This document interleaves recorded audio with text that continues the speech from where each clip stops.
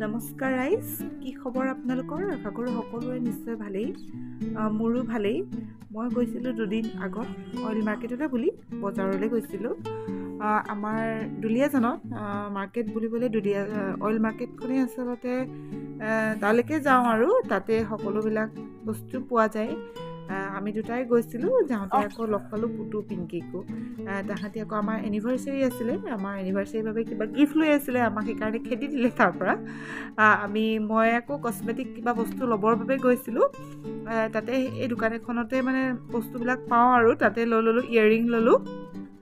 তাৰপিছত আকৌ পুতু পিংকি গ'ল, সেইকাৰণে আকৌ এইখন দোকানতে সোমালোঁ আৰু তাতেই, কাৰণ জফৰুদ্দিনৰ দোকান বুলি কওঁ আৰু আমি অইল মাৰ্কেটতে পায়, তাত পিচ কাপোৰৰ দোকানো পায়। সকলোবিলাক বস্তুৱে আচলতে তাত পাওঁ দেই। মানে আপোনালোকেও চাগে চিনি পায়েই আৰু দুলীয়াজানৰ জফৰুদ্দিনৰ দোকানখন। সকলো ধৰণৰ কাপোৰ পোৱা যায়। তাৰপিছত আকৌ গৈ এম বজাৰ পালোঁগৈ। পূজা বুলি আচলতে এম বজাৰত বহুত ধুনীয়া ধুনীয়া কালেকশ্যন আহিছে বাচ্ছাবিলাকৰ বাবেও, বেবিজবিলাকৰ বাবেও।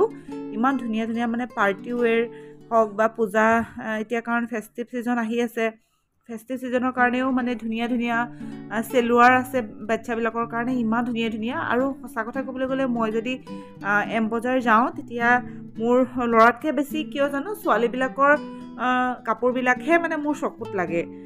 ময়ো সেই ছোৱালীবিলাকৰ কাপোৰবিলাকহে সেইকাৰণে চাই আছোঁ আৰু এনেকুৱাও হয় ন, আমাৰ মাকবিলাকৰ সাধাৰণতে আমাৰ নিজৰ কাৰণে কাপোৰ ল'বলৈ গৈ আমি বাচ্ছাৰ কাপোৰ চাওঁগৈ, সেনেকুৱাই হয়। আৰু মোৰতো মানে বিশেষকৈ মই ল'ৰাৰ কাপোৰ বাদ দি ছোৱালী কাপোৰবিলাকহে মানে মোৰ চকুত লাগে।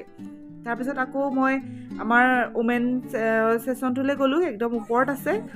একদম মানে এতিয়া দুৰ্গা পূজা আহি আছে বাবে আৰু বেলেগ বেলেগ পূজা আহি আছে বাবে বহুত ধুনীয়া ধুনীয়া কালেকশ্যন আহিছে এম বজাৰলৈ। আপোনালোকো যাব পাৰিব। এম বজাৰৰ পৰা গৈ আকৌ আমি বেটাহঁতক, তাহাঁতি গানৰ স্কুলত আছে, গানৰ স্কুলৰ পৰা তাহাঁতক ল'বলৈ গ'লোঁ।